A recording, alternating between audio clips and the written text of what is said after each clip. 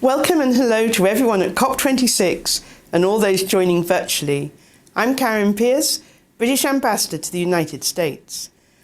While I wish I could be there with you in person at this exciting conference, I'm pleased to join virtually from the Embassy in Washington, D.C.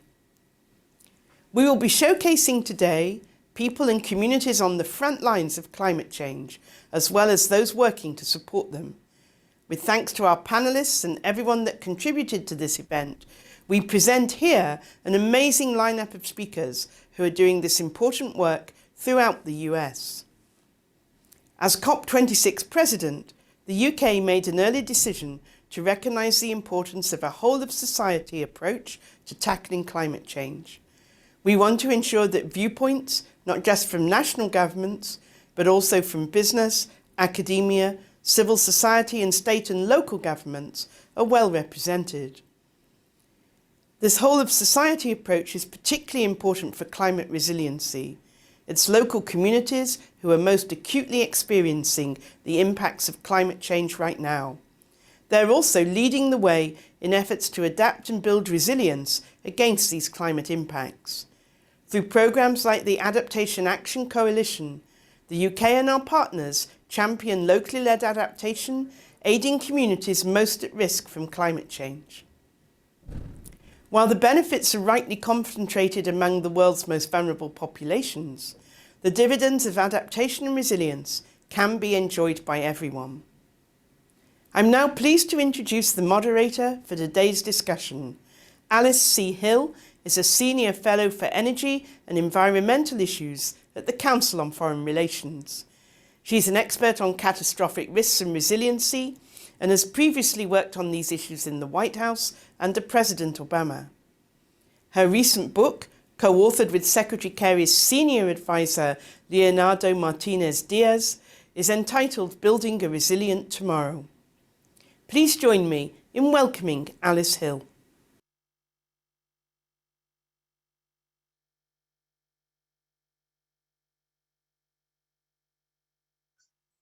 Thank you, Ambassador Pearce. Welcome, everyone. I want to say I'm so delighted that you can join us. My name is Alice Hill. I'll be serving as your moderator for this session.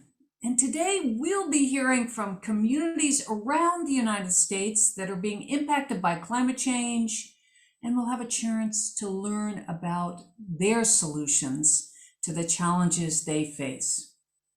We're also featuring a panel of community adaptation and resilience leaders that will be sharing their work supporting these local communities. Please feel free to put your questions for the speakers in the question and answer box, which we will discuss at the end of the panel. We're going to start by watching 3 videos from the Anthropocene Alliance. The Anthropocene Alliance is the nation's largest coalition of frontline communities fighting for environmental and climate justice. It has more than 100 member communities in 33 states and territories.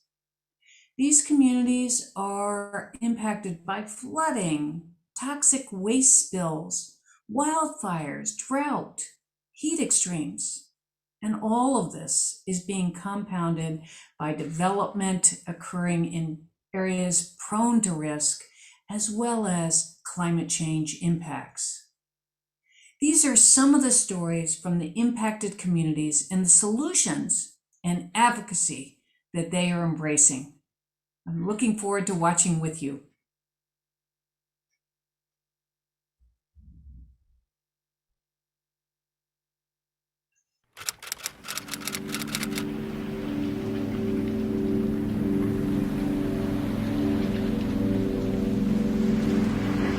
The road going down to my house. Okay, this is what's left of our house.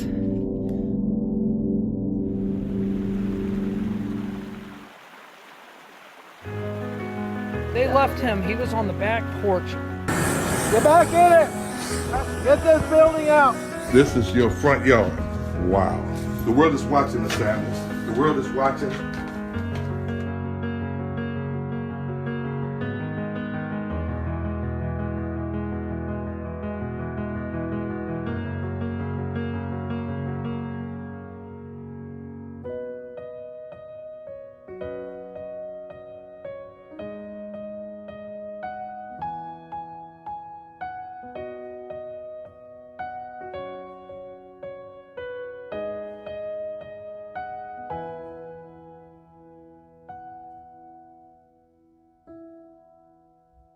Hi, I'm June Farmer, Program Director for the Marin City's People's Plan.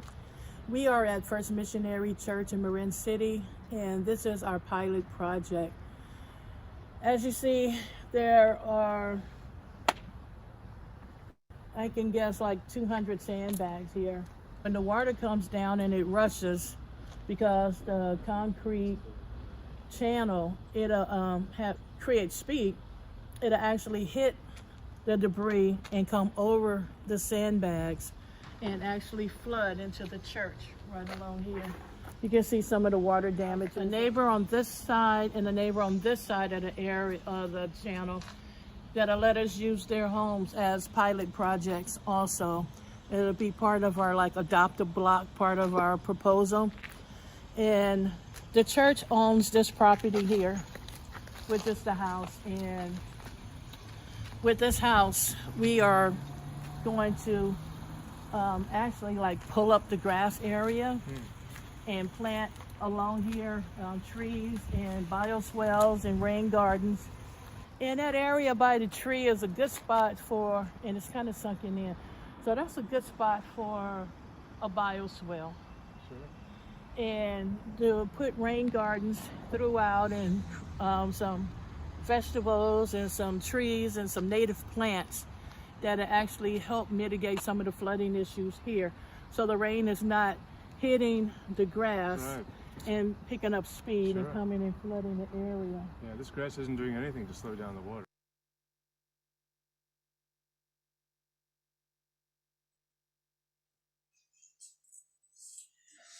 So I think we've set the scene well. At this point, I am very pleased to introduce our first panelist, Doug Beard. Doug is the U.S. Geological Survey Chief of the National Climate Adaptation Science Center. And in this role, Doug provides oversight and program direction of 9 regional centers. The Climate Adaptation Science Centers help carry out the Department of Interior's Climate Action Plan, and they deliver adaptation science to local communities who need that science. Take it away, Doug. Well, thank you, Alice. Much appreciated for that introduction, and thank the British Consulate for having us here to talk about one of DOI's, Department of Interior's main climate science programs. So just a little bit about us and where we're situated in the U.S. federal government. We are in the United States Geological Survey, which is a unique part of the Department of Interior.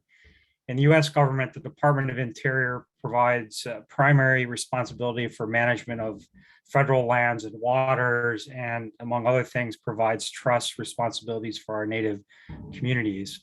The U.S. Geological Survey is unique in that we are a science agency. We provide science in support of the folks in DOI, like the Fish and Wildlife Service, the Park Service, the Bureau of Land Management, to help support their climate and other related management needs. So we have a very unique role. We do not do policy or regulations in the Geological Survey. Instead, do our best to provide the best and latest information for decisions and actions. The Climate Adaptation Science Centers, which I run, are 9 regionally based centers that are relatively new in USGS. They were started in 2010 underneath the Obama administration, and really to focus on primarily providing support for adaptation and impacts assessment for fish, wildlife, and their habitats. So we work in that boundary area that tries to help communities plan forward for what may happen to their natural environments. We are unique in that, unlike a lot of the USGS, we are actually co-located in university settings. So our 9 regional climate adaptation science centers are actually based in conjunction with research universities throughout the United States. And the reason we did this was simple. The goal was to access the best science, regardless of where it resided, whether that was with the federal government, with the university system, with state governments or others in order to provide the best answers we could to communities to plan for the future. We've been also developed what we call a use-inspired model. We used to call it co-production, but we're changing the thinking about that a little bit, in which we really want to see our science go off and into use. We are applied science program that really thinks that what we provide should help people make decisions. We do have within our program a more basic science program, which we've called the Climate Research and Development Program. And that provides the basic underpinnings of how climate impacts the Earth.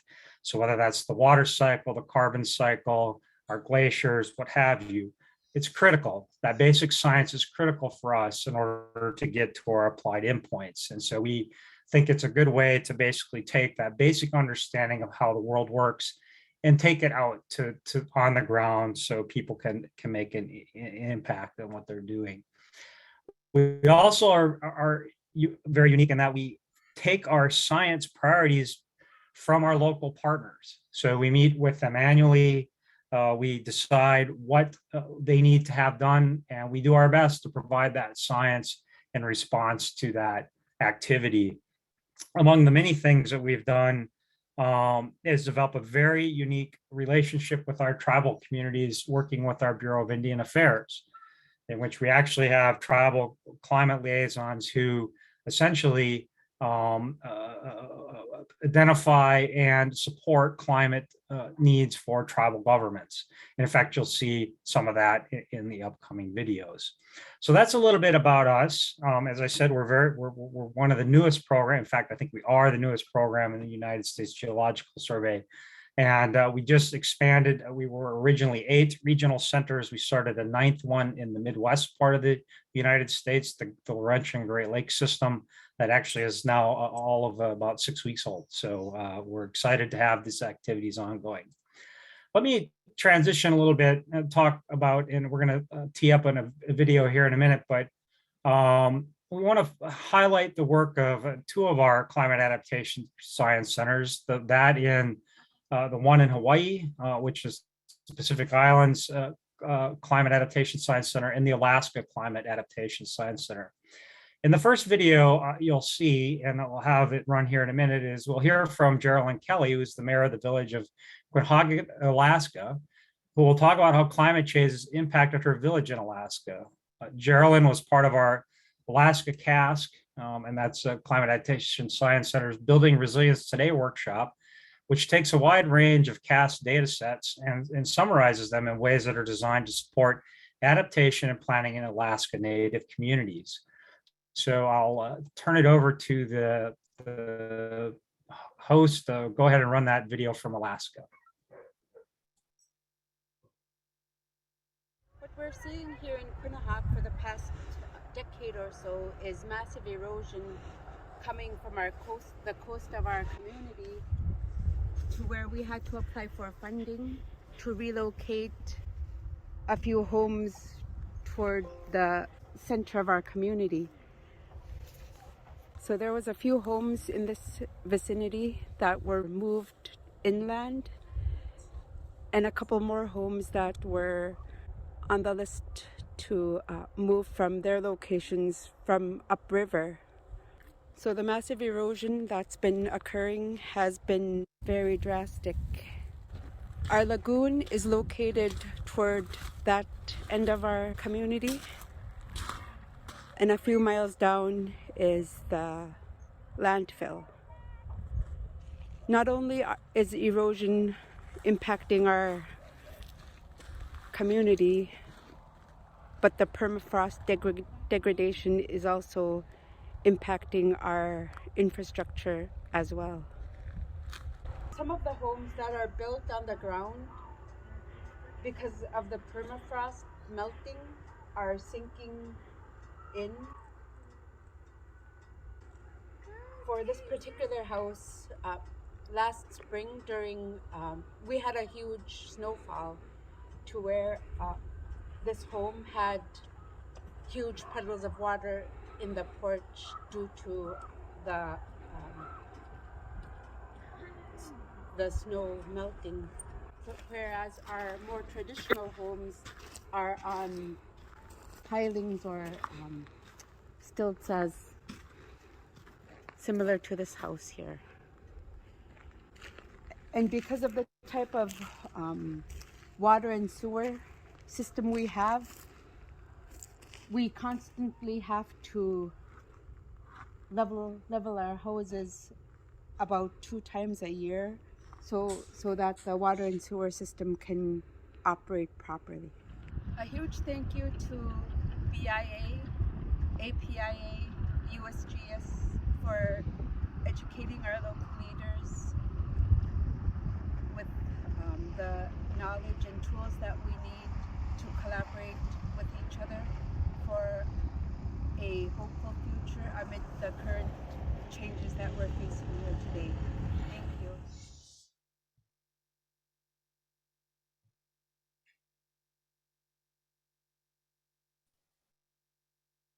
Well, thank you, Geraldine. That was just a little glimpse into sort of the challenges that are being faced by many Alaska Native communities who are indeed dependent on issues like permafrost for infrastructure development. And we work closely with the Bureau of Indian Affairs. In fact, one of the individuals in the video that you saw was the Bureau of Indian Affairs liaison up there, Melinda Chase, who is working to identify and help these communities get the latest information on climate change that could indeed help them do their planning.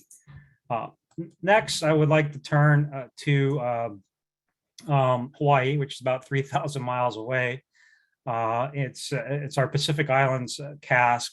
It also faces problems with erosion and sea level rise, but in a much different way. We're going to hear from the community planners in Hawaii County who worked with our Pacific Islands Climate Adaptation Science Center to analyze 3 distinct shorelines on the island to address change and create place-based coastal setbacks as part of the Manager Climate Corps program in Hawaii. So if we go ahead and run those videos, that would be great.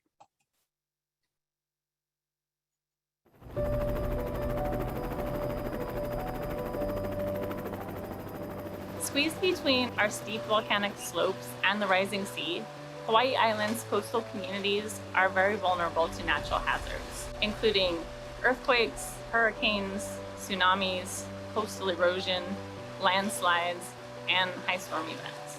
These natural hazards make Hawaii County one of the most vulnerable counties in the United States. And in some cases, residents have lost their homes due to impacts from sea level rise and climate change.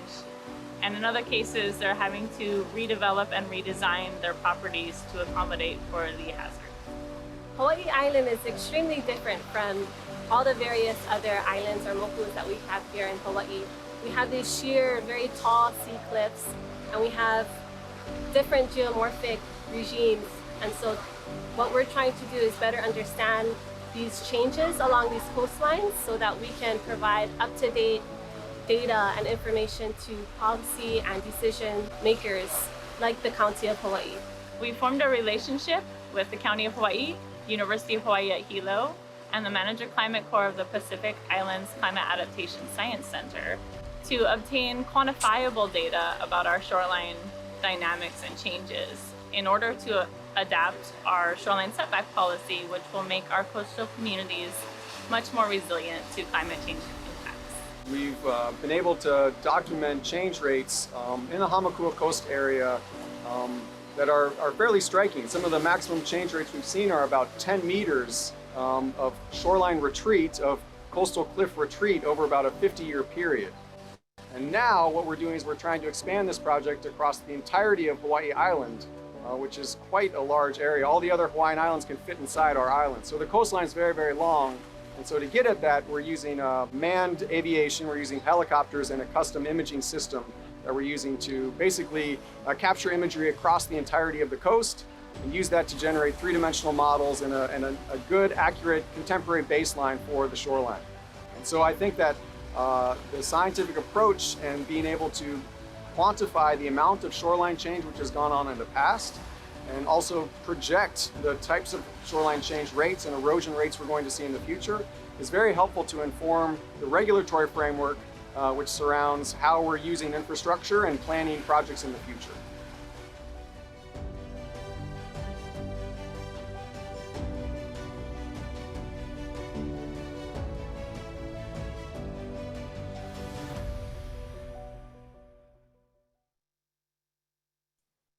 As you can see, quite a different community there, Hawaii Island, as compared to the Alaska coastline, but facing very similar issues in terms of potentials for sea level rise and impacts to their coastlines that are affecting communities and the resources that they depend on. So it's one of the things that we've been excited about is that we work directly with the community members in each of the 3 study locations in the Hawaiian Islands to actually integrate it into the Hamakua Community Development Plan. So when I come back to that notion of use-inspired science, that's what we want to see. We want to see the science feed into planning or other sorts of activities, and so that someone can take some action and help these communities adapt to what's about to come and face them in the future. So that's our part of the Department of Interior. We're quite excited to continue this work. We work all around the nation. We work all throughout the United States, the Pacific and its affiliated states, and in the Caribbean. A lot of work in Puerto Rico and the Virgin Islands. And so it's, I think, our little attempt to provide the latest in climate science and information to local communities in terms of helping them face the future. Thank you very much, and certainly look forward to hearing from the rest of the panelists. Thank you, Doug. It's very exciting to hear about your work and see all the progress that's being made, and most importantly, providing that science that's tailored to the needs of local communities. We're going to travel again across the United States, this time to Louisiana and to another tribal community. It's my honor and pleasure to introduce Chantal Carmodel, the Tribal Executive Secretary of the Ile de Jean Charles Band of Biloxi, Chitimacha, Choctaw Tribe. That tribe is one of 10 state-recognized Indian tribes in Louisiana. Now, Ile de Jean Charles is a narrow island in the bayous off of Louisiana. Chantal is going to share with us their experience. Chantal, thank you so much for joining us today. The floor is yours.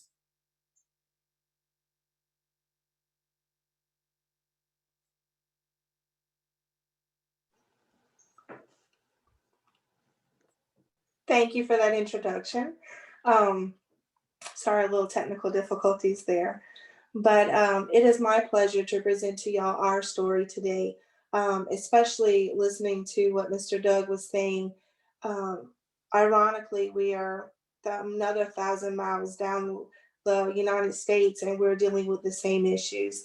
The picture you see is our island. We are surrounded by water, and we are desperately dealing with climate crisis issues from erosion, saltwater intrusions killing our marshland, and sea level rise are just a few to name the issues we are dealing with on the front side. What you see here is the aftermath of losing 98% of our land over the last 50 years. Our island is now reduced to about a half a mile wide, roughly a mile to a mile and a half long. We are surrounded by a levee that keeps daily tides from coming in and flooding our land. I would like to talk to you a little bit about our community. If you can go to the next slide. Our community is a small, tight-knit bayou community. This picture shows a game of pick that our ancestors and my grandfather and their dad created just to have some kind of sports on the island. Until the 1950s, there was no road existing to get to our community. So they did what they had, and they were self-sustaining for many, many years. The next slide shows a gathering of the community that we have yearly. It was Christmas time. We gather yearly at the fire station usually to do Christmas gifts and we have a big lunch. But sadly, with the issues we're dealing with the climate change, we're no longer able to have these kind of events because our community is changing drastically. The next slide I want to show you is it's a map of Louisiana, and these little purple dots show how our people, our tribal citizens, have migrated from the island, which is about the center of the bottom. You see a little cluster of purple, and then it goes up into the bayous. Our community can no longer exist the way it did, with so many people displaced all throughout the community. This puts major stress on families who are trying to take care of their elders, and it's just problematic to have a tribe when you have your tribe all over the parish. And these things are just exasperated by disasters that we continue to have. The next slide I want to show you shows the most recent disaster, Hurricane Ida, that has come through. This house was actually on those 13-foot piers that fell off and was blown off by the winds of Hurricane Ida. The next several slides show the other homes that are just completely exasperated by the storm. This was a home, somebody's no longer. This actually is my grandmother's home, was my grandparents' home on the island. The roof was completely disastered, taken off by it. These disasters just keep compounding on top of this poor island. But one thing that we have found in our community is resilience. And I thought long and hard. The next slide will show you one of our first few community planning things that we did. These are actually my children in the middle of a group of folks that came in, experts, to listen and figure out what we can do to make our community more resilient and change to allow for these storms to come in and things to happen, but just adapt our homes and adapt our communities to be resilient. And here they are presenting some drawings that the children did to show what they see. And I think it's important for us when we think of resilience and planning and just strategic planning on a community level, on a state and national level, that we remember the community. All of our processes, all of the activities we've done have been community driven. The next slide will show you some more meetings that we've done and planning events that we've done as a community. It's important. We found that when you deal with somebody's home and somebody's livelihood and how they want to progress in life and live and continue to live the way they normally do, it's important that you listen at a community level, not just we're going to do this on an individual, we're going to move this house and not that house. We found that making sure to do things on a community level, listening, really listening and hearing what the community has to say and their visions for their future is entirely important, because these, like Mr. Doug said, these are the people who have the knowledge and have the science on what has been going on because they've lived through it and lived in it. And if we don't listen to them, we may do something that'll help this part, but in turn really hurt us in the long run on the other side. So we felt that it's really important to do those things and make sure that we allow those community leaders and community volunteers to have real voice at the table. That's one thing that we found extremely important. And also support. I was listening to Mr. Doug's presentation just here. Man, having one of those centers in South Louisiana or even anywhere along the Gulf Coast would be amazing to have frontline communities like ourselves, our neighboring bayous come together and say, okay, what has worked for you guys for adaptation? What can we do in our community to make our community resilient? Those kind of resources need to be funneled through from the federal government, through the state government and local into the community.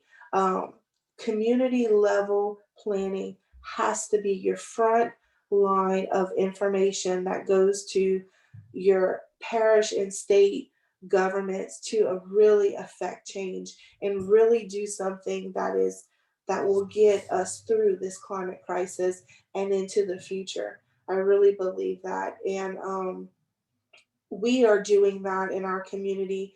We are doing a project called Preserving Our Place.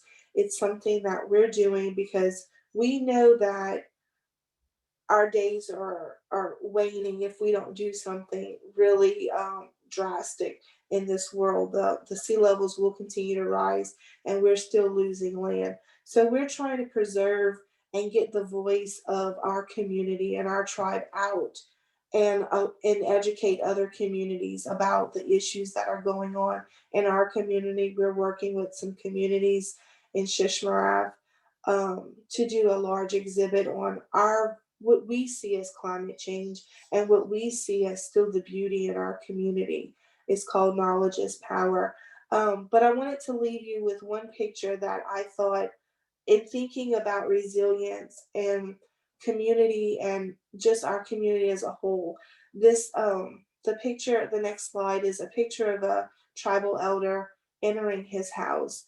And this is after Hurricane Ida. His roof is gone, but he is still staying at his house. He is re-entering his house. I had just talked to him about looking for some materials to help him to get back in his home when the rest of the community is working on being resettled and relocated into higher ground. But he, in my mind, he is resilient because he has lifted his house. He's doing everything he can to continue in his place where he feels safe. That's his home. And I think when we think of resilience, we need to not just think of how can we make things resilient, but look at the people who are resilient and learn from those things. So I also have 2 links for y'all to access our tribe, our Preserving Our Place movement. I think there's resources that need to, like I said, if we'd be federally recognized right now, we would have a whole lot more resources. And we need to think as leaders on the national, federal, and global level, how do we get into those communities to pull those really big resources and that knowledge out? So thank you so much. I look forward to the rest of the presentations. And again, just thank you for letting me share our story about our community.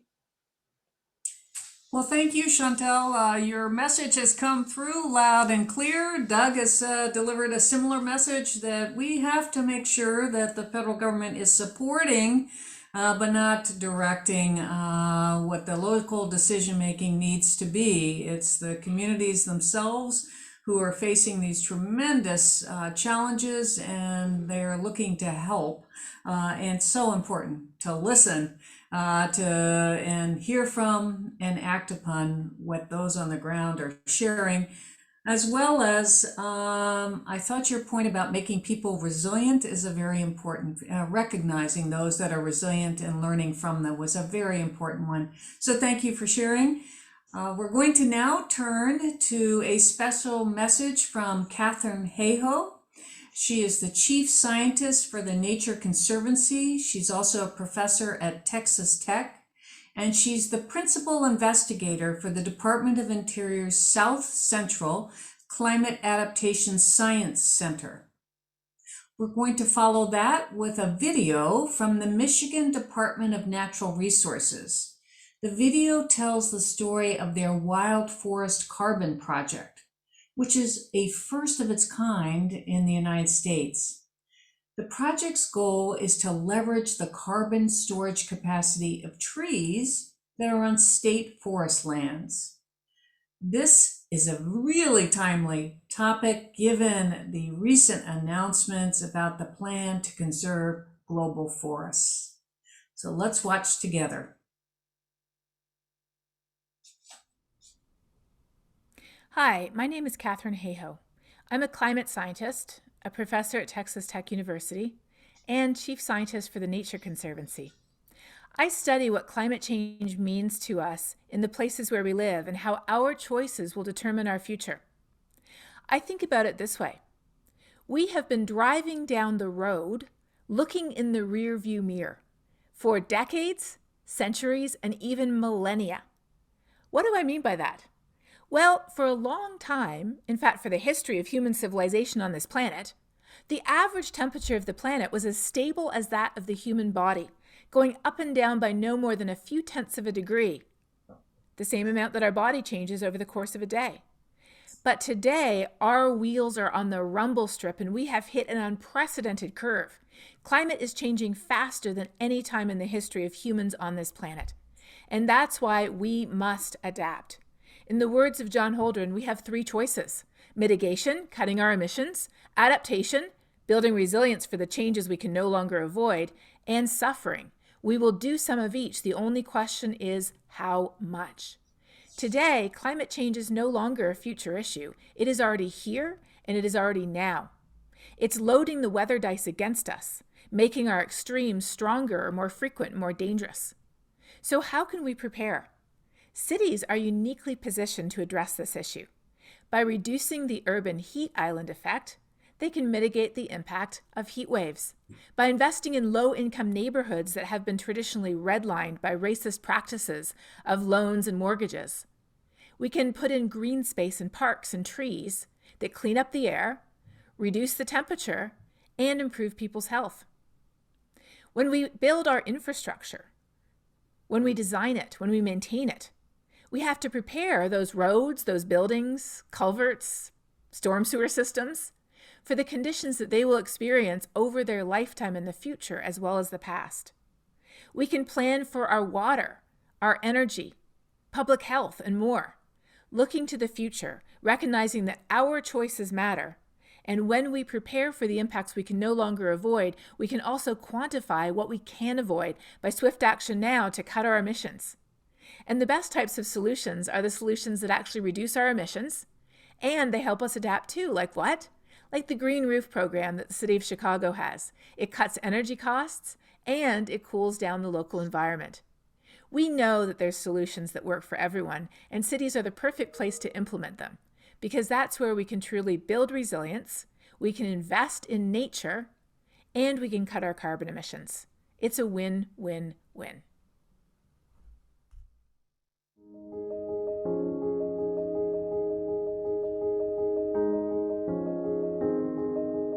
Michigan has one of the largest state forest systems in the entire country. It's over 4 million acres in size, and we manage that forest for a lot of different reasons, a lot of different outcomes, and forest carbon is one of those outcomes.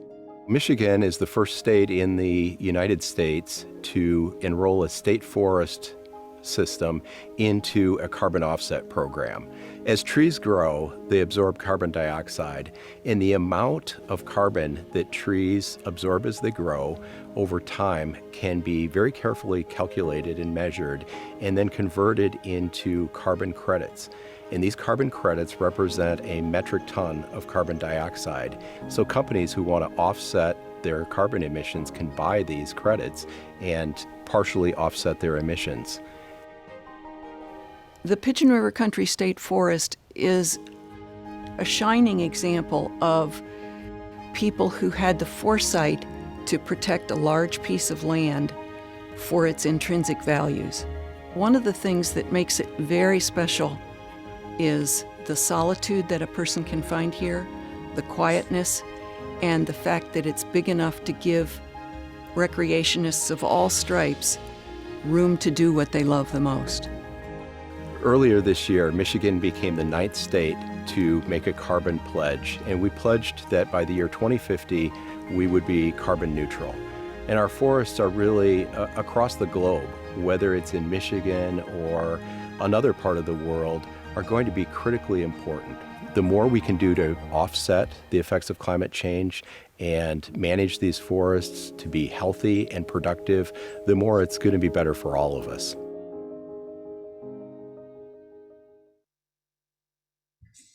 Well, those were two inspiring videos. Now we're going to turn to Jane Gilbert.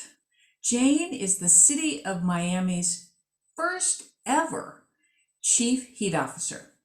Now, previously, Jane was at the county's serving as the Chief Resilience Officer, where she developed the regions, that's in Miami County and Miami, Florida, first comprehensive resilience strategy plan for Greater Miami and the beaches. So Jane, we are thrilled to have you on with us today, and the stage is yours. Thank you, Alice. It's such a pleasure. I'm so inspired by the previous presentations and videos today. I'm going to share my screen here. 1 second, and move to a slideshow. Here we are. Great. So I am here both representing Miami-Dade County's Office of Resilience and myself as the Chief Heat Officer, and really our regional partnership with our other municipalities. I'm going to speak briefly about the climate risks that we face, the unique risks that we face, how we approach those from a regional standpoint, and how we integrate adaptation and mitigation together. So in terms of Florida, we are a low-lying peninsula. Actually, the peninsula was formerly submerged in the sea as a coral reef. It is a limestone, porous limestone bed. So we are not only vulnerable to sea level rise because we are low-lying, but also because we are like a porous sponge. And as the seas rise, so do our groundwaters. So we are also a tropical environment. So we experience increasing water from all sides, from our Everglades, from our Atlantic Ocean, from underneath our groundwater, and from increasingly intense precipitation events. We also have increasing hurricanes. We've always been vulnerable to hurricanes, and we're very well prepared to handle them as a result. But these hurricanes are getting stronger and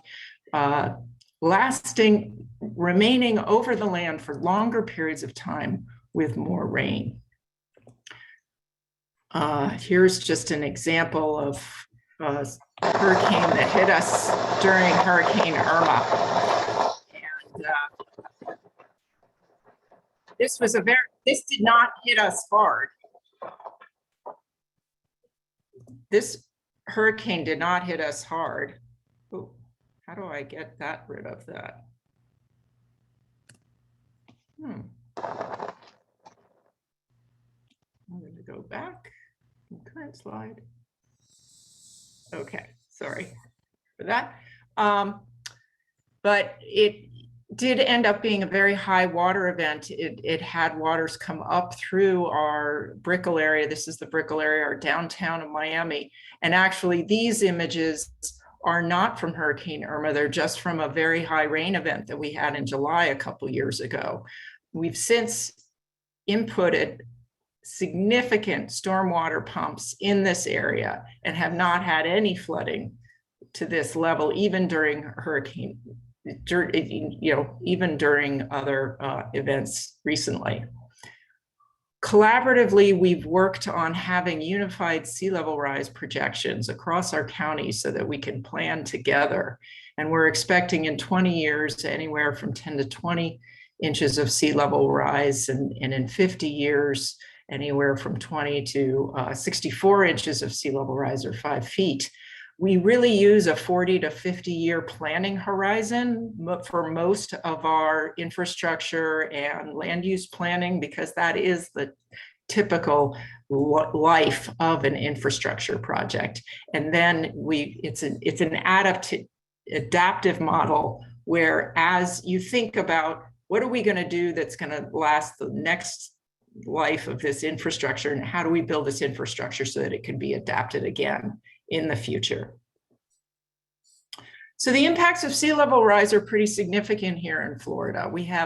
It certainly impacts housing directly in terms of increased flood risk and our transport roads and transportation ability to get around and move, our natural ecosystems, our wastewater systems. We have many underground septic tanks that are now getting more compromised with the groundwater levels, and our freshwater resources as well. We depend on an aquifer below ground. The beaches and dunes and our critical facilities, as well as drainage systems. These are images of sunny day flooding where the seas come up through our drains. And in many of these areas, they've been since adapted so that they can handle those sunny day floods. This is examples of our university partners working with the city and the counties to monitor these sunny day floods so that we can have good understanding of the flood depth and extent and salinity in all the areas across the county. This is just showing how septic tanks. Additionally, what Miami's not as well known for is our heat risk. And we have seen already an average of 2 degrees Fahrenheit increase from our historical average, and we're expecting to see 4 to 10 more degrees by the end of the century, depending on our emissions trajectory. And additionally, not just climate change, but our urban development patterns have created higher surface temperatures in certain areas. As much of a variance as 17 degrees. And this can really vary depending on the neighborhood. We have neighborhoods with over 40% tree canopy and those with under 10. These are unfortunately very aligned with median household income. So on the left is an image of Miami-Dade County's census tracts, where the darker colors are the highest income areas and the white is our lowest income areas. And that matches up almost census tract by census tract with our urban tree canopy density. So those with the highest tree canopy are also our highest income areas and vice versa. So really, climate change is a threat multiplier. And we're looking at our humidity is also rising in addition to our temperatures. So we could have up to 3 months of extremely dangerous heat indexes by mid-century, as early as 2036, 3 months of where we hit a heat index of 105 or above. And that really makes it dangerous for anybody. So how do we approach adaptation? We approach it really as a cross-sector, cross-jurisdictional approach, starting in 2010 with the formation, actually starting even before that, with the international organization of ICLEI, joining that in 1990 something, 2 or so. We joined that and began doing a greenhouse gas inventory and began our carbon mitigation work. In 2010, we formed a compact with the 3 other counties in Southeast Florida to do common planning together, the Southeast Florida Regional Climate Compact. And I was actually speaking on a workshop specifically around heat with them this morning. The Resilient 305 partnership came out of the 100 Resilient Cities initiative and is truly a regional effort between our local governments and nonprofit, university, and private sector. And we have our other international partners, including the Arstrock Resilience Center. So we integrate all our strategies under the Resilient 305 strategy that was released in 2019. Earlier this year, Miami-Dade released its sea level rise strategy. And then just last month, the climate action strategy. That is organized under how do we adapt our places? How do we build more resilient people, to Chantel's earlier comments? And what are the pathways? What are the policies the institutions, the structures that we need to get there. So we have both regional level projects with partners that are federal government, the Army Corps of Engineers in the South, and within the state, the South Florida Water Management District. With the Army Corps, we're working on a couple of different storm risk management studies for both the beach area as well as the interior Biscayne Bay, and many projects with the Army Corps and Water Management District to restore the water flows of our Everglades, which are key to also protecting our water supplies and keeping saltwater intrusion at bay. So secondly, with our sea level rise strategy, we have many different adaptation approaches that we can do to adapt in this unique environment. We have historically built on fill and raised our land and structures. That is probably the most expensive option. Build like the Keys in terms of building things on stilts, like, you know, what I mean by the Keys, that's Florida Keys, but there's also communities in Texas, coast of Texas, and many other areas that have done this, is building on stilts, essentially. We can concentrate our development in our highest ground areas and make it around transit. This can be some of our most cost-effective and integrating the importance of carbon mitigation with adaptation strategy. And to earlier points about the importance of green infrastructure, we can expand our setbacks from the coast and from our rivers and canals and make those actually enjoyable park spaces and enjoyable areas to walk, bike, and enjoy nature, but also protect us from the floods. And then create a linking of green infrastructure places that can both absorb stormwater and mitigate heat. And really, all adaptation is hyperlocal. And so a key piece of our sea level rise strategy is to pick distinct adaptation action areas, really focusing on drainage basin by drainage basin, and doing that deep dive of community outreach to understand the interplay of impacts that are happening with climate change, from stormwater quality issues to damages to home and poor drainage to the septic tanks to even our urban heat islands. And so this is an example of one area where we've done, the county did a lot of outreach with residents in designing solutions and with its municipal partners. So it includes several municipalities of the county within this adaptation area. What we learn from these adaptation areas will be extended to others. We've done these studies in 2 areas to date, and we will be doing more as it moves forward.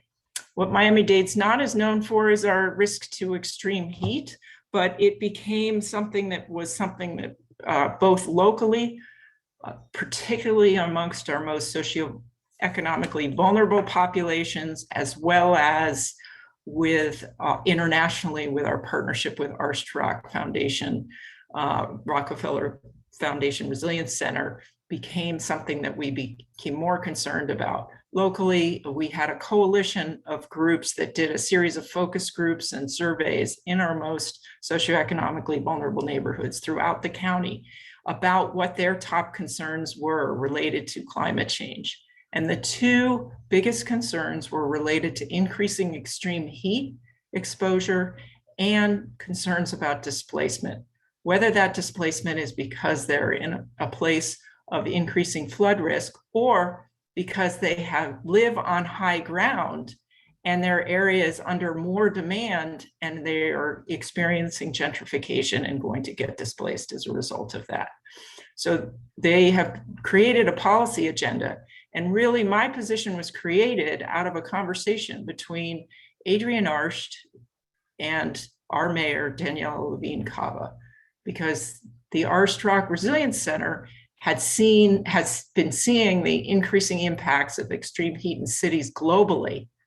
And since Miami-Dade was one of their first community partners, they came to Mayor Daniela and asked if she would consider taking a bigger leadership role on heat. And they created this idea of a chief heat officer that will work across departments, jurisdictions, and sectors to address the issues of extreme heat. Many cities have been addressing extreme heat for quite some time, but it's either in emergency management, or it's in land use planning, or it's in a health department, not necessarily all coordinated and thinking together.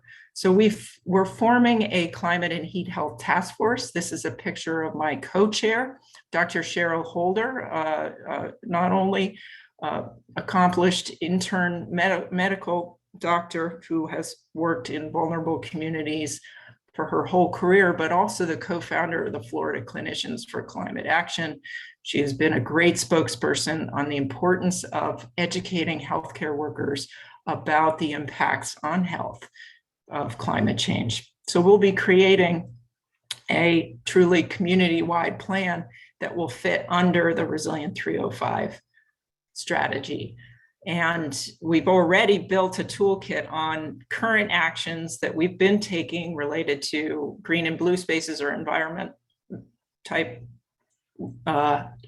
interventions, those related to infrastructure or buildings and transit to mitigate heat and help people adapt to heat. And then finally, in terms of outreach, these have various actions. We've partnered with RSTROC on a social media and various media outreach campaign and a community resilience pod to educate people, put posters up in multiple languages in our public spaces, worked with the National Weather Service on outreach and our parks and our camp outreach, and certainly with our parks and our Department of Environmental Resources on both planting trees at playgrounds and key bus stops, as well as in parks and public spaces. We're working with emergency management on upgrading the local mitigation strategy to include heat, which will allow us to apply for federal grants related to heat mitigation, and expanding our citizen emergency response teams' capacity to help with heat response. I am going to keep moving on, but we have noted that our evacuation shelters, while they do have backup power, they do not have the capacity, not all of them have the capacity to keep the shelter cool in the event of a widespread power outage. So we are working, that's one of the reasons why we need that local mitigation strategy updated, so that we can prepare these shelters, which are largely schools, to provide that. And we want to do that with solar and backup so that we are not adding to our greenhouse gas emissions as we're doing that. We're working with the RSTROC Resilience Center on a countywide resilience hub plan, and working with our outdoor worker advocates on how to raise awareness with employers and workers in the county on the new rulemaking that's coming down with the Biden administration for outdoor workers. We have over 300,000 in Miami-Dade County, the largest in Florida.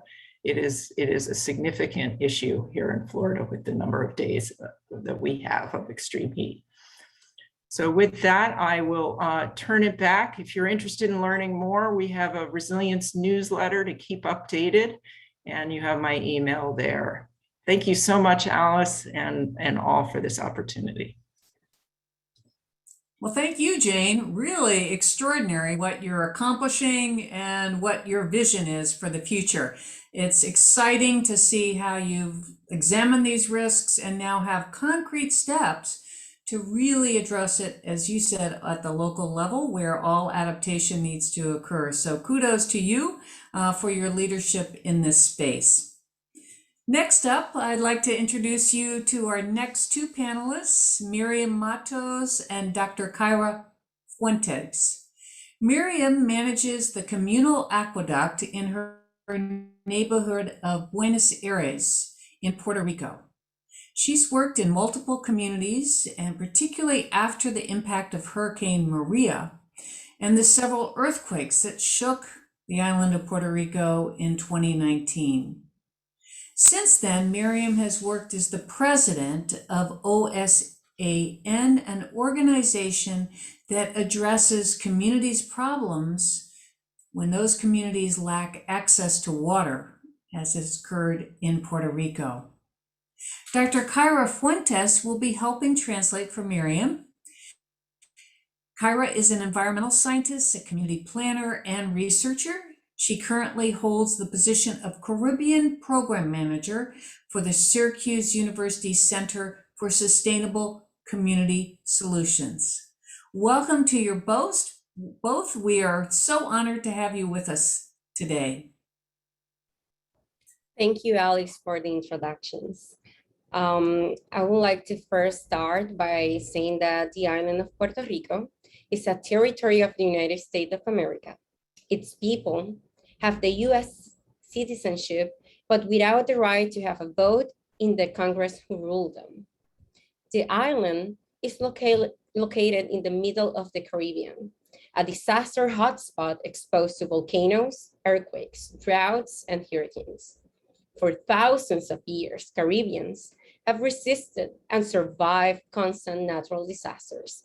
In my research, I have observed how communities use resistance as a motivation to fortify their resiliency in order to achieve climate adaptation. Organized communities can grow and build capacity with the collaboration of multiple institutions from all sectors. Miriam's community is an example of a community that resists, learn, and grow. Adelante, Miriam. Buenas tardes. Como mujer puertorriqueña me siento orgullosa de haber logrado romper con el paradigma del género, asumiendo en mi país puestos principales en las organizaciones que representan las voces de las comunidades donde son ocupados en su mayoría por hombres. Good afternoon. As a Puerto Rican woman, I am proud to have managed to break with the gender paradigm by assuming leading positions in organizations that represent the voices of the communities in my country, positions that are traditionally occupied by men. Primeramente, quisiera comenzar a agradecer la gran oportunidad que representa esta invitación para mí y para mi país, de hablar ante tan importante foro mundial sobre la situación que enfrentan las comunidades de Puerto Rico ante el cambio climático, especialmente aquellas que hoy aquí represento, las que dependen de acueductos comunitarios que proveen agua potable a un número significativo de residentes en Puerto Rico. First of all, I would like to begin giving thanks for the great opportunity that this invitation represents for me and my country. It is an honor to be able to speak before such an important world forum about the situation confronted by the communities of Puerto Rico. In the face of climate change, especially those that I represent here today, that depend on community aqueducts that produce drinking water to a significant number of residents in Puerto Rico. Me siento con la responsabilidad de destacar como elemento importante que nuestro país, Puerto Rico, vive una crisis económica de más de décadas y que nos mantiene ante el mundo como uno de los países con más desigualdad. Además, en menos de 4 años nos hemos enfrentado a huracanes catastróficos como Irma y María, la renuncia solicitada por el pueblo a un gobernante, terremotos y la batalla contra la pandemia mundial del COVID-19. I feel the responsibility to highlight that Puerto Rico is experiencing an economic crisis of more than a decade, and that keeps us before the world as one of the countries with the most inequality. In addition, in less than 4 years, we have faced catastrophic hurricanes such as Irma and Maria. The resignation of the governor requested by the people, earthquakes, and the battle against the global pandemic of COVID-19. Estas situaciones antropológicas, agravadas por los efectos del cambio climático en el Caribe, nos lleva a buscar una recuperación con un enfoque participativo que trabaje nuestras vulnerabilidades, tomando en cuenta la voz de la comunidad, con una reconstrucción justa, equitativa, sostenible y resiliente para enfrentarnos a eventos futuros. Esto evitando como respuesta gubernamental el desplazamiento de las comunidades de sus tierras. These anthropological situations, aggravated by the effects of climate change in the Caribbean, led us to seek a recovery with a participatory approach that worked our vulnerabilities, taking into account the voice of the community with a fair, equitable, sustainable, and resilient reconstructions to face future disasters while avoiding the forced displacement of communities from the lands. Otros lugares en el mundo enfrentan crisis de racionamiento del agua y la realidad es que Puerto Rico no es la excepción. No es una situación nueva y las comunidades las hemos vivido por muchas décadas. Nuestro gobierno siempre responsabilizan a la sequía meteorológica que enfrentan actualmente nuestros archipiélagos y como respuesta los racionamientos son la orden del día. A base de estudios científicos, los efectos de los cambios climáticos en el Caribe producirán escasez de agua durante las próximas décadas, pero Puerto Rico recibe unas 70 pulgadas de lluvia, que es alta en comparación con otras regiones, que podría producir más reservas de agua per cápita con más de 1.500 cuerpos de agua, pero el gobierno falla en almacenar y conservar el apreciado líquido. Other places in the world are facing a water rationing crisis. And the reality is that Puerto Rico is not the exception. It's not a new situation and the communities have lived it for many decades. Our government always blamed the meteorological drought that our archipelago is currently facing. And in response, rationing is the order of the day.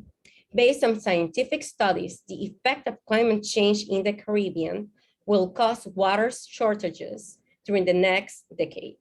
But Puerto Rico received about 70 inches of rainwater that is high compared to other regions, which could produce more water reserve per capita with more than 1,500 bodies of water, but the government fails to store and conserve the precious liquid.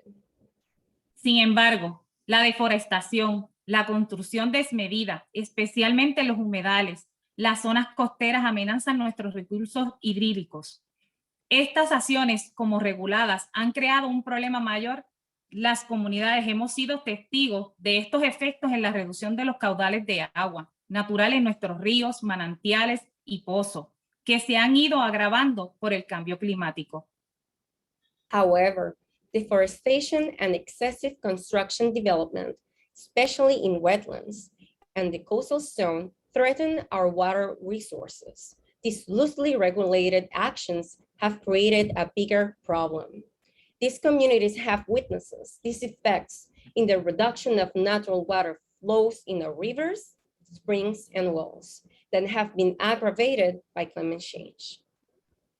En respuestas a alineaciones gubernamentales, su ineficiencia de proveer agua a sus ciudadanos, las comunidades han asumido el rol de autogestión desde antes de los años 70, creando su propio acueducto que consiste en hincar pozos o colección de recursos superficiales como quebradas, ríos, manantiales, entre otros. Puerto Rico hoy cuenta con sobre más de 240 comunidades que dependen del uso de acueductos comunitarios para proveer agua potable a más de 100,000 residentes.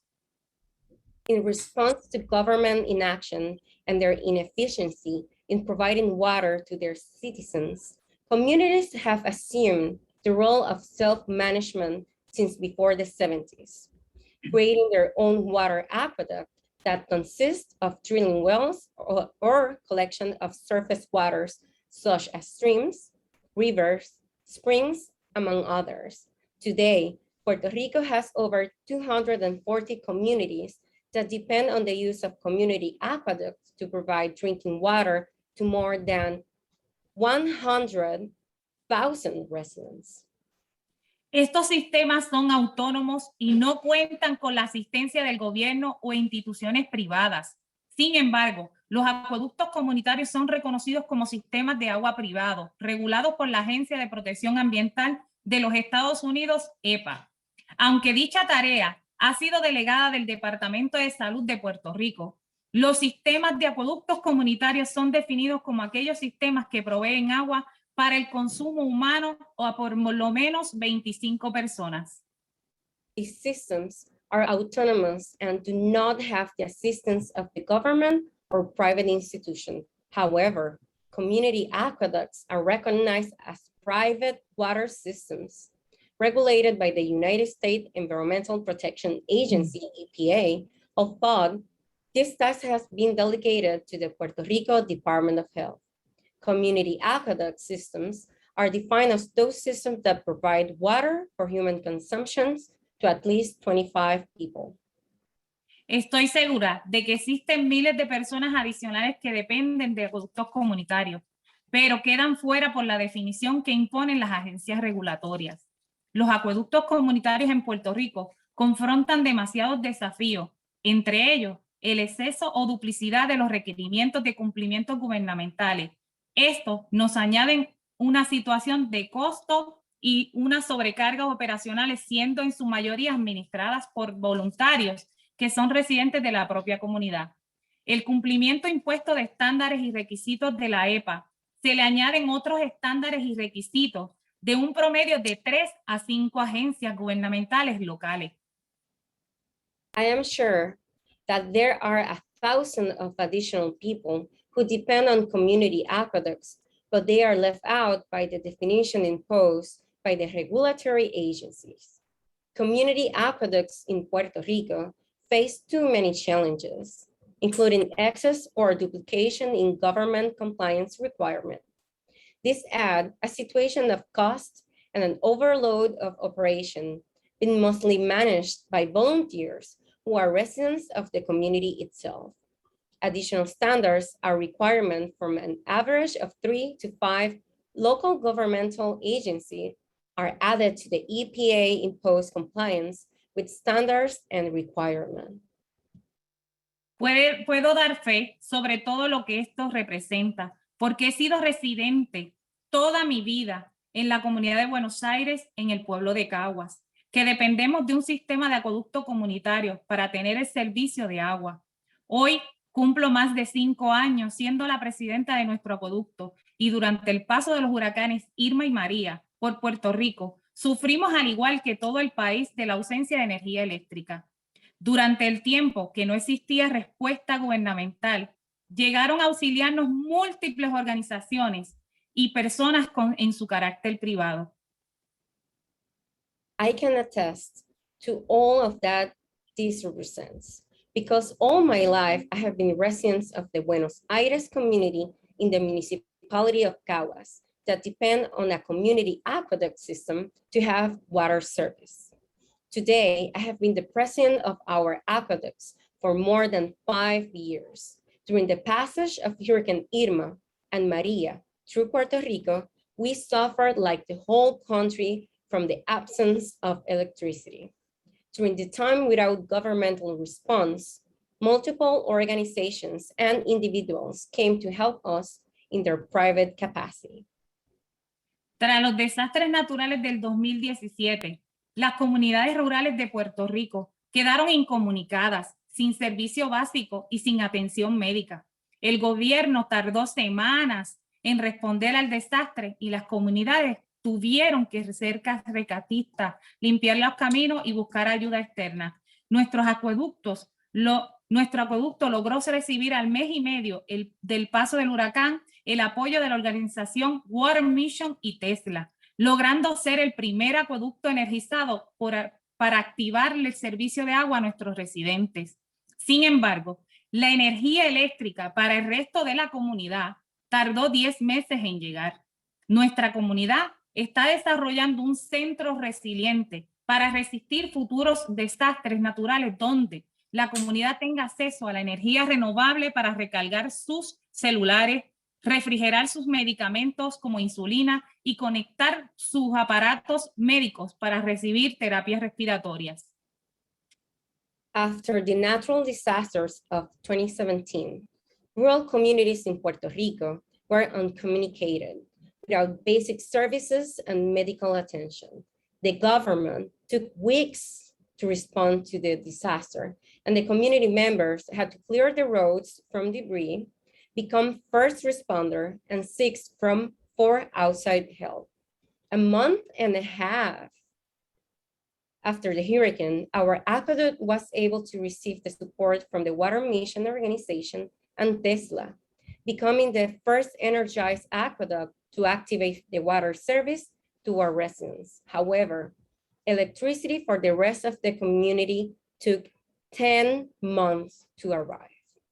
Our community is depending on external help to develop a resilient center to withstand future natural disasters, where the community has access to renewable energy to charge their cell phones, refrigerate their medications, such as insulin, and connect their medical devices to receive respiratory therapies.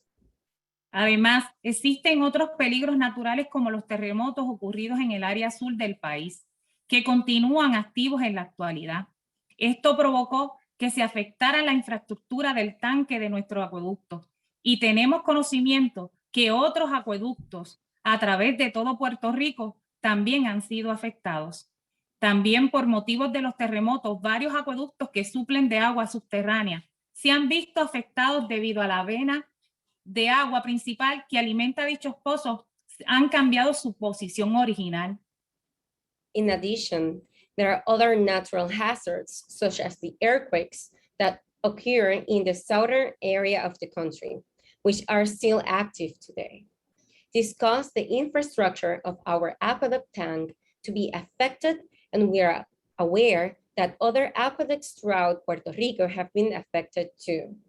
Also, due to the earthquakes, several aqueducts that are supplied with underground water have been affected because the main water vein that feed these wells have changed its original position. Existen recursos asignados para la recuperación del país por los daños ocasionados por los huracanes Irma y María, que sucedieron en el 2017 y aún seguimos esperando por su desembolso. There are resources allocated for the recovery of the country from the damage caused by Hurricane Irma and Maria that occurs since 2017, but we are still waiting for their disbursement. Nuevamente, y en respuesta de la lentitud gubernamental, las comunidades se unieron en crear una organización que representara sus intereses y pudiera abogar por mejorar sus condiciones. Entonces se organiza OSAN, que me honra presidir. Again, and in response to the lack of action from the government, the communities joined in creating an organization that represents their interests and could advocate for improving their condition. So OSAN was created, and I am honored to proceed over. OSAN es una organización sin fines de lucro, de base comunitaria, que cuenta con la afiliación de 66 líderes comunitarios. Nuestros esfuerzos están dirigidos en acompañar a los líderes a que lleguen a su máximo cumplimiento en los estándares requeridos por todas las agencias. En el camino, hemos incluido la abogacía comunitaria como un instrumento principal para mejorar las condiciones de nuestros acueductos y flexibilizar reglamentos y leyes. OSAN is a community-based, nonprofit organization with a membership of 66 community leaders. Our efforts are aimed at assist leaders to reach their maximum compliance with the standards required by all agencies. Along the way, we have included community advocacy as the main instrument to improve the condition of our aqueducts and make regulations and laws more flexible. Entre los múltiples esfuerzos, estamos buscando eliminar el pago de la franquicia exigida para poder hacer la extracción de agua, solicitar al gobierno apoyo económico, técnico para monitorear la calidad del agua y establecer por ley el libre acceso para realizar mantenimiento a los acueductos. Among the multiple efforts, we are seeking to eliminate the payment of the franchise required to be able to extract the water, request financial and technical support from the government to monitor water quality, and establish by law free access to perform maintenance on the aqueducts. Creemos en OSAN, en el trabajo colectivo, donde reconocemos ante ustedes que nuestro fortalecimiento está basado en el apoyo recibido por nuestros hermanos afiliados y de organizaciones que confían en nuestra misión y visión, entre ellas el Centro de Financiamiento Ambiental de Syracuse University, EFC West, quienes hicieron los esfuerzos para que estuviéramos aquí hoy. Además, Oxfam América, EPA de Puerto Rico, Mercy Corps, Provee Movimiento de Líderes Comunitarios, Furia Inc., Hispanic Federation, Alca for Solution, Fundesco, Nuestra Escuela, Fondos Unidos, Universidad del Turabo, Universidad de Puerto Rico, entre otros que validan la importancia que tiene contar con las comunidades para buscar las soluciones a sus problemas. We believe in collective work.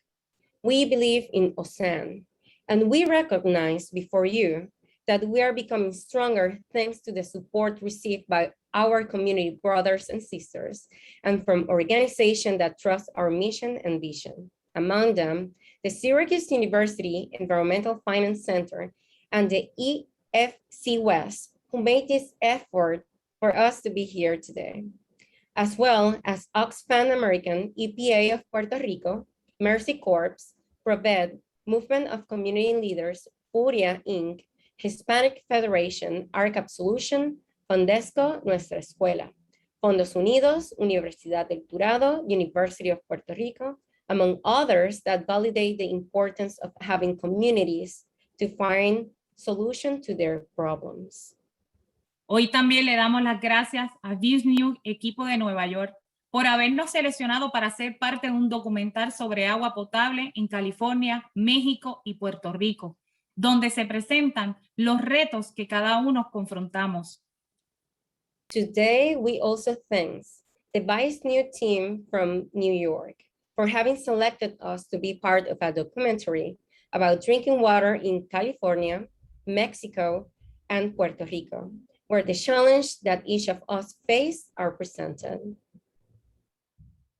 Quisiera no terminar antes de compartir un sueño que tengo con ustedes, que es lograr buscar un padrino o madrina para cada uno de los acueductos comunitarios de Puerto Rico. Necesitamos la ayuda internacional para que nuestro servicio de proveer agua potable se considere y se reconozca como un derecho humano, un servicio esencial para el bienestar colectivo. I would like to finish by sharing my dream, which is to find a sponsor for each of our community aqueducts in Puerto Rico. We need international help so that our service of providing drinking water, an essential service for collective well-being, to be recognized as a human right.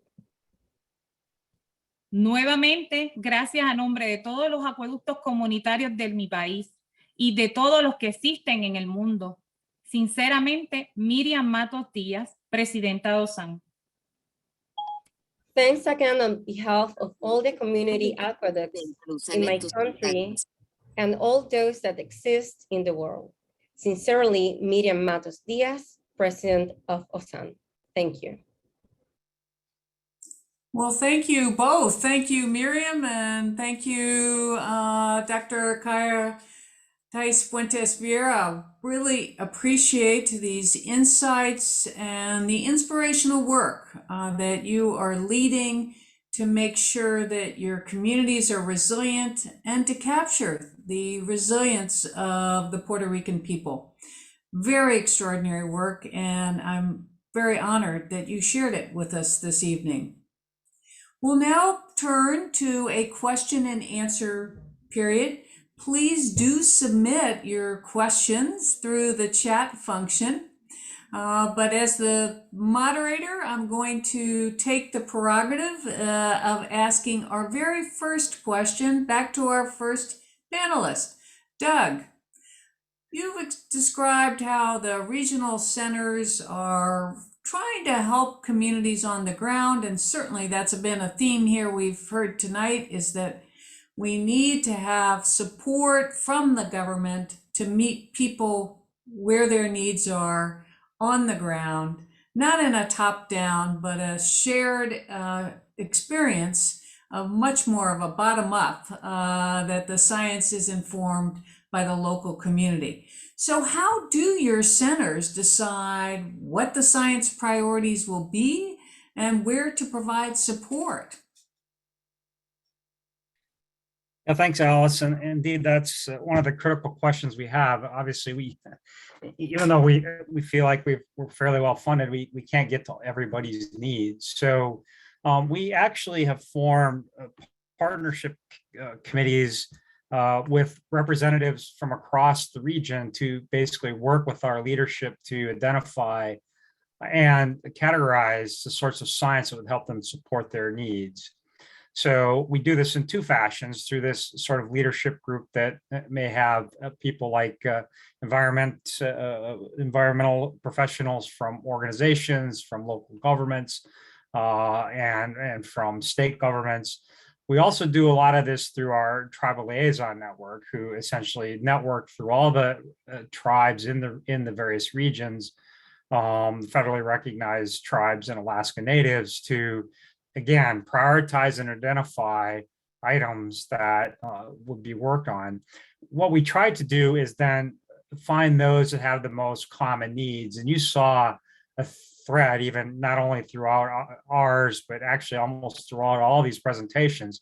Coastal issues is a big concern, and we see that regardless of whether you're in Alaska, whether you're in Louisiana, whether you're in Florida.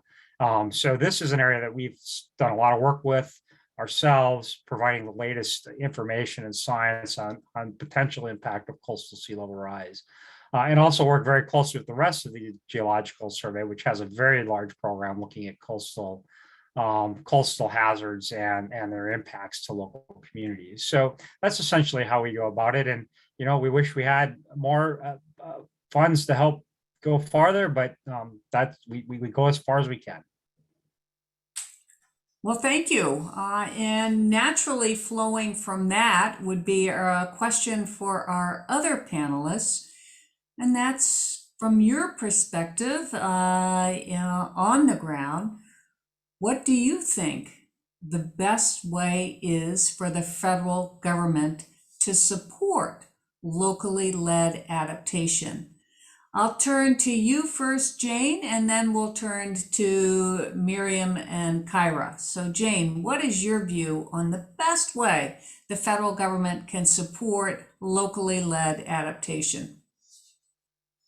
Well, first, I would say to support both planning and infrastructure projects that really require that kind of local engagement. We experienced here locally, I mentioned the Army Corps of Engineers as being a partner on some of our initiatives, and they were funded to do an examination of how to protect the bay from really downtown Miami and the biggest population areas of Miami from storm surge. But it didn't involve adequate engagement of stakeholders and adequate engagement of the residents. And so we're back to asking for a locally preferred plan. And so we will do that now, but we could have started out that way from the get-go. And so I think it would make a lot of sense, and they're cooperating with us, but I think it just from the get-go, whether we're talking about a large infrastructure project or land use planning, any grants need to be required to have that kind of engagement, and they should be funding both the planning stage as well as the actual development of the infrastructure itself. If we only look for shovel-ready projects, we're going to miss the possibility of innovation. A very important point. We're going to have to think differently as we move forward in a world with warming temperatures bringing more damaging impacts. So I will ask Miriam and Kyra if they have anything they would like to add on the question of what's the best way for the federal government to support adaptation on the ground. Gracias, Miriam. ¿Cuál tú crees que sea la manera de que el gobierno federal puede apoyar a las comunidades? Sí, yo entiendo que es reconociendo su rol, reconociendo el rol de las comunidades y aceptando que las comunidades son la parte fundamental de todo lo que se genera en una comunidad. Así que yo entiendo que el rol más importante es en los de los líderes comunitarios y sus comunidades. De ahí se parte a todo lo demás. I believe that the federal government should recognize that the communities are the first to work with the communities. So when you acknowledge and empower communities to move forward, communities can become resilient. So once the government recognizes community, everything will follow. Well, thank you. Really a rich discussion this evening. I so appreciate the variety of perspectives, but there's common themes, as everyone has pointed out, and that is that we must listen to those who are most affected by these damaging effects.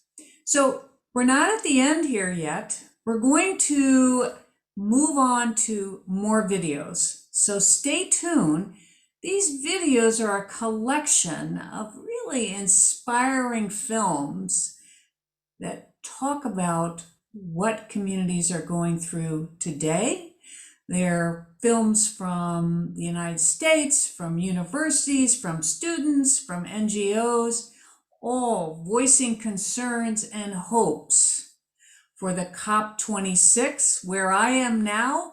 All of us hope that this event can help us bend that curve of damaging carbon pollution that Dr. Heyhoe mentioned, but also help us on the important journey of adapting to those impacts that we can no longer avoid. It's really been my pleasure to join you this evening. Thank you for being with us. And now stay tuned for some more videos to give us more perspectives of how we can make progress on this most important issue. Thank you so much.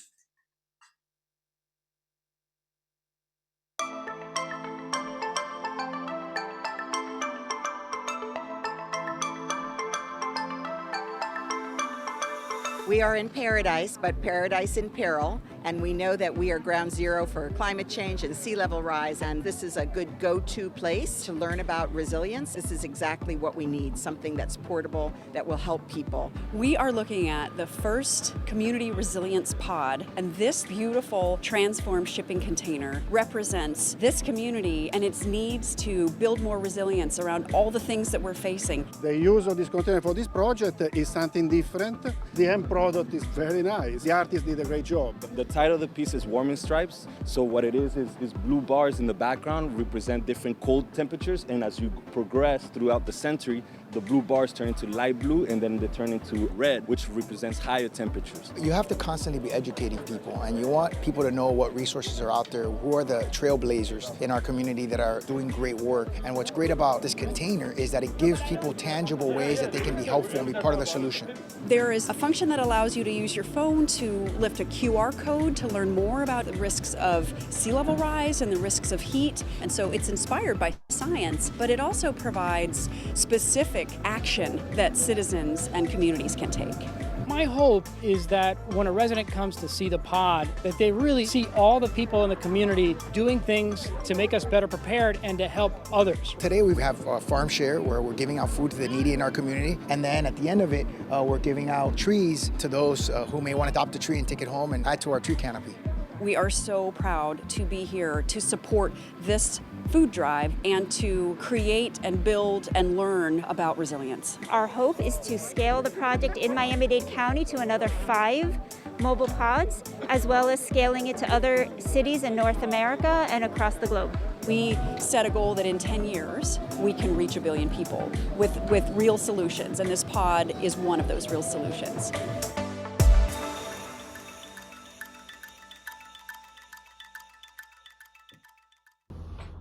Hi, my name is Leah Trotman, and I'm a 2021 Marshall Scholar studying health and international development at the London School of Economics and Political Science. For the past 3 years or so, my research has been tied to understanding the impacts of natural disasters on health in the Caribbean and building health resilience in the face of climate change for island nations and U.S. territories. I became heavily interested in this work when Hurricanes Irma and Maria devastated my home islands, the U.S. Virgin Islands, in 2017. If you were to drive around my home islands today in 2021, you would still see infrastructure with missing roofs, damaged schools that have not undergone construction since 2017, forcing students and their families to break cultural and emotional ties with their home and migrate elsewhere. You would also see a hospital system that struggled after the storms and a system that continues to struggle to maintain staff and provide affordable and quality health care for its residents on a bright and sunny day. It's been 4 years since 2017, and we are still recovering. Imagine what another hurricane will do to us. The IPCC's most recent report has made it explicitly clear. Increased global warming will increase the severity and frequency of natural disasters, making it even harder for communities like mine to survive.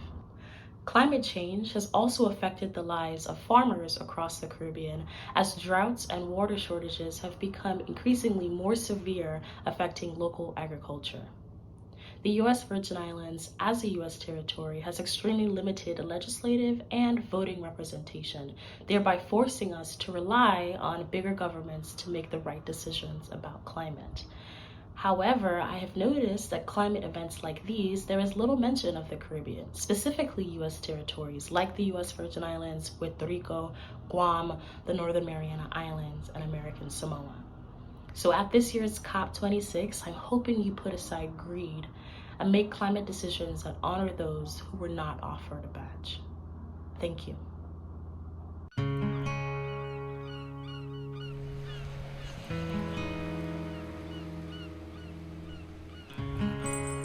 My name's Jamie Hope Anderson, and I'm the owner of Downtown Books.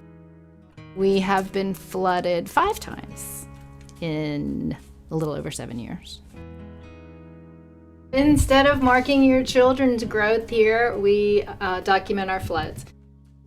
You can usually see a line on the woodwork that the water has left. Once you start getting up here, it's easier because there will actually be lines on the windows and on the door.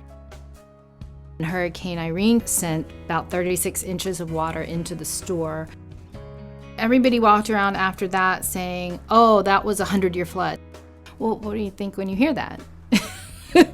It's not going to happen for another 100 years then. Now it's been 4 or 5 times in 7 years. So what we have to do is really not use the lower 18 to 24 inches of the store, which in a retail space is a lot of dead space. It's not making you any money. When we know something's coming, I have something called a George Jefferson party. And I call it that because it's when we move it on up. I will get 1 to 2 dozen people who show up, and we can basically have the lower 36 inches of both rooms and my office cleared in less than 2 hours. Normally a no-wake zone is for boats and marine traffic, but in downtown Manio, the no-wake zone applies to vehicles, cars, trucks. There actually are flip-down signs. Our flooding in downtown Manio is caused by winds. Anything over 20 knots, we keep a really close eye on. That can happen on a Friday in February with blue skies and all of a sudden an inch of water in the store. People who've been here a long time will just say, well, downtown Manio has always had a flooding problem. But the water level, it's higher. I've lived there for almost 20 years, so I see it every day. Nature is changing, and it's making my life, both at work and at home, more and more challenging. But I don't want to live anywhere else. Hi, my name is Isabella Herrera. I am an undergraduate student at Florida International University, and I'm interning with Draymond Green through FIU's Tropical Conservation Internship Program. And this is my climate story. So my mom's side of the family can be traced back to Ireland, and my dad's side of the family is from Colombia. I, however, grew up in north central Florida in a little city called Flagler Beach. Like many coastal regions in the state of Florida, Flagler Beach is built on a barrier island. So on one side we have the Atlantic Ocean, and on the other it's either the Intracoastal River or some combination of salt marshes or mangrove swamps. Flagler Beach is well known for its surf scene, as well as fishing and other outdoor recreational activities. I've lived and worked on Flagler Beach for most of my life, and in the past few years, it's been getting increasingly obvious that our beach has been getting smaller. Areas that were once filled with sand or dune vegetation were now being swept away by the sea as our tides got higher. And following some pretty bad hurricanes, areas that once had dunes and roadway systems looked something like this. Despite Flagler Beach's multi-million-dollar dune restoration and A1A reconstruction projects, hurricanes are still increasing in severity and frequency, and the sea levels are still rising. It's only a matter of time before the effects of climate change in this region are too much to ignore. On the other side of the barrier island, there is a matrix of residential areas in close proximity to the rivers, most of them being built on canals, as well as many biodiverse marshes and mangrove swamp areas.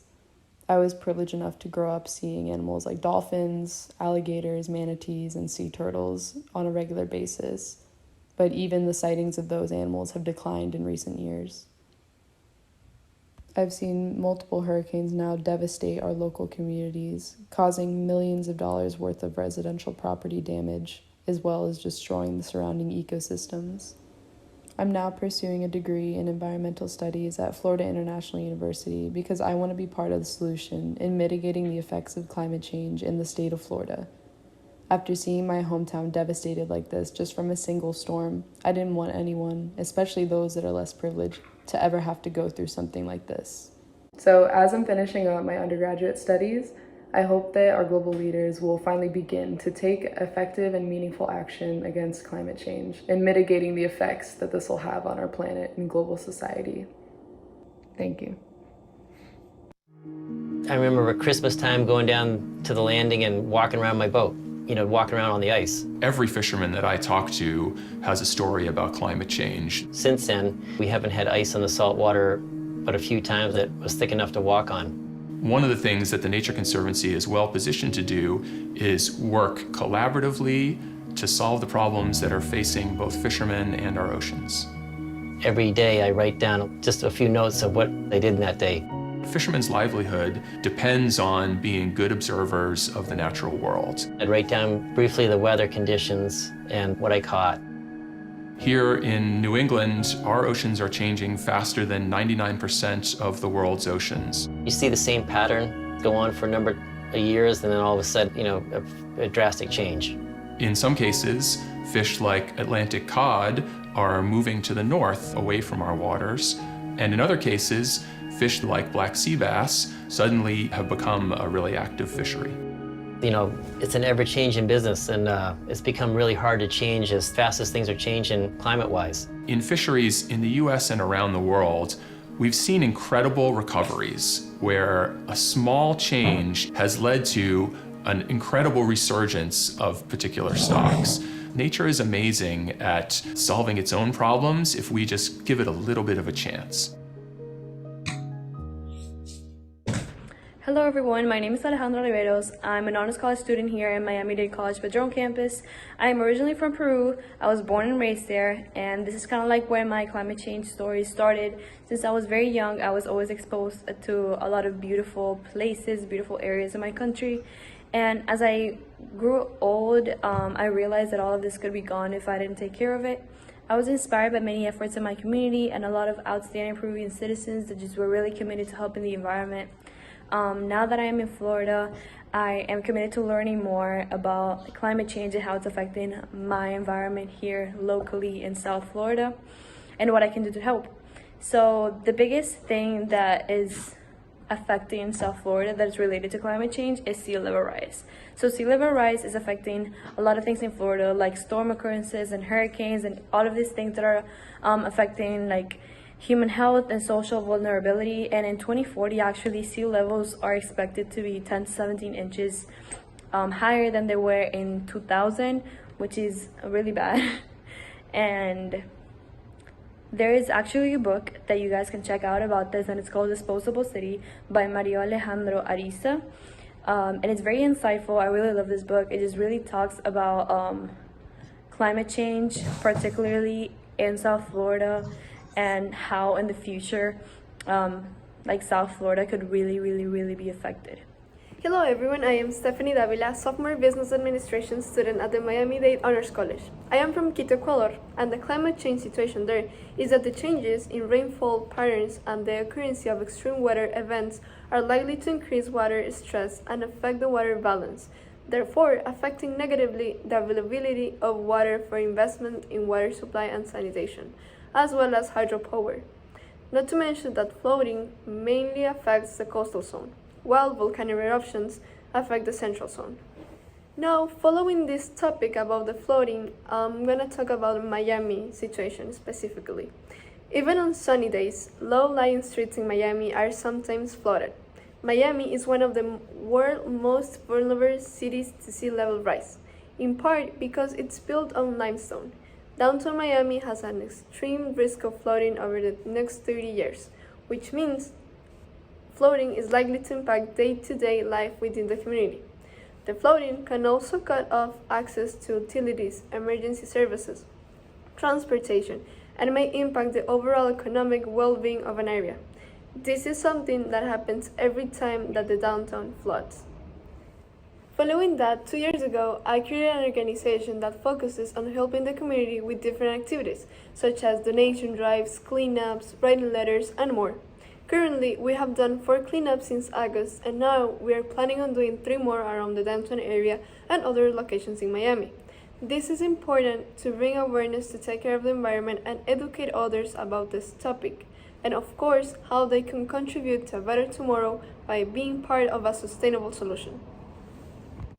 After 20 years of flooding, I think I had 15 floods at this house. I decided to go door to door. I typed up a letter so that everybody would understand I was serious. I brought pictures, brought my driver's license, introduced myself, and I said, I need you to join me at a public village meeting so we could bring this out in public together, seeing as that it had never been addressed, no matter how many phone calls we made over decades. We'd leave the meeting and we would be just besides ourselves. You know, can't somebody care? Are they not human beings? Don't they realize these are human beings who don't have any place to sleep? You know, it's just disgusting. And that was when we made a commitment. We're not going away. We are not going away until there is something happening. And you know, it's abundantly clear there's a problem. And yet developers and city planners just want to keep planning around it. And I'll never understand it. The meetings that Mom was just talking about, I can remember standing up trying to not explode like a volcano with pictures of this flooding, saying, okay, what about us? We've already invested, there's this monstrous problem, and you're worried about who else you're going to collect from money from, and you've collected our money and you continue to collect tax money, and yet you just don't see the need to fix this. You see the need to build more around it to increase the problem, and I just can't get that. I just can't get that. Mm-hmm.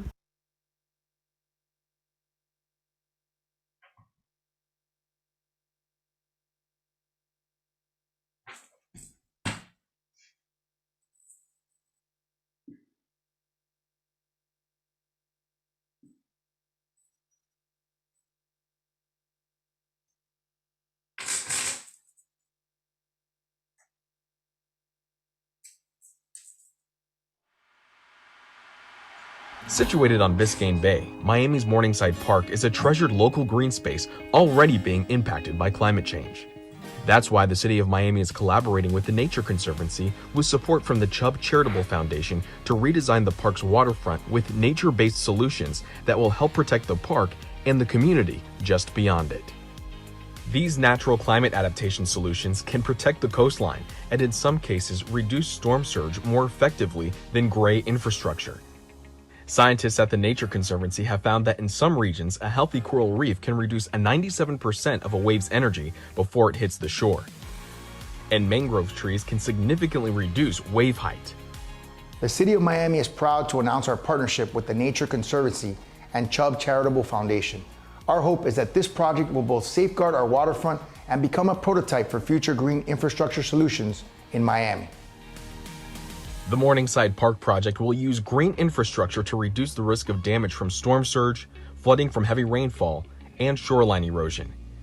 It includes mangroves and an extended intertidal zone to reduce wave damage, and native vegetation to help safely manage stormwater. Florida is at the global forefront of climate change and its impacts, and Morningside Park is a perfect example of how vulnerable our coastlines are. The Nature Conservancy is committed to protecting our coast and coastal communities through scientific research, informing policies that reduce CO2 emissions, and innovative projects like the Morningside Park Resilient Shoreline. Thanks to supporters like the Chubb Charitable Foundation and willing partners like the City of Miami, this project can demonstrate that nature is a powerful ally in mitigating and adapting to the impacts of climate change. As a property and casualty insurer, Chubb recognizes that mitigating the growing threat of climate change requires action from government, the private sector, and society at large. Through Chubb's collaboration with the Nature Conservancy, we can help make a difference, not only in this resilience project with the City of Miami, but gain practically tested insights that can be replicated around the world in other coastal cities vulnerable to climate change.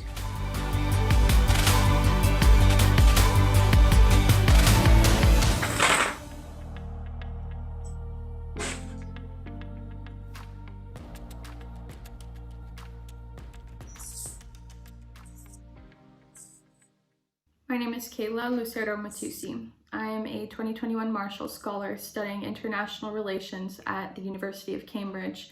And in my research, I ask how countries such as the United States and China can come together to support cooperative dialogue on climate change despite tensions on military and security issues. I love my home state of New Mexico, and the impacts of global warming there are visible right in front of us. In my mom's home community of Placitas, for example, the streams that I played in as a kid are no longer running, and we find dead fish in our dried up creek beds. My family and friends struggle to grow crops that they previously could grow very easily. With less snowpack and hotter conditions, our region's rivers are drying up. And as a result, we are forced to ration water in unprecedented ways. In the future, droughts may become so severe that they're worse than anything we've ever seen in the climate record, including medieval mega droughts. All of this means that vulnerable communities, particularly indigenous people and Chicanos in the state of New Mexico, will have a harder time getting access to clean drinking water and growing crops upon which they depend. New Mexicans are resilient, and they are innovating new approaches to wildfire prevention and drought-tolerant agriculture. But at the same time, without a paradigm shift in public policy, we are not going to see any real progress. If we continue to be so reckless, vulnerable communities like mine will suffer, and their tremendous potential will be wasted. I'm asking New Mexico politicians to stop supporting fossil fuel subsidies and drilling on public lands. And here at COP26, I hope to see meaningful commitments from the top two emitters, the United States and China, to keep 1.5 alive.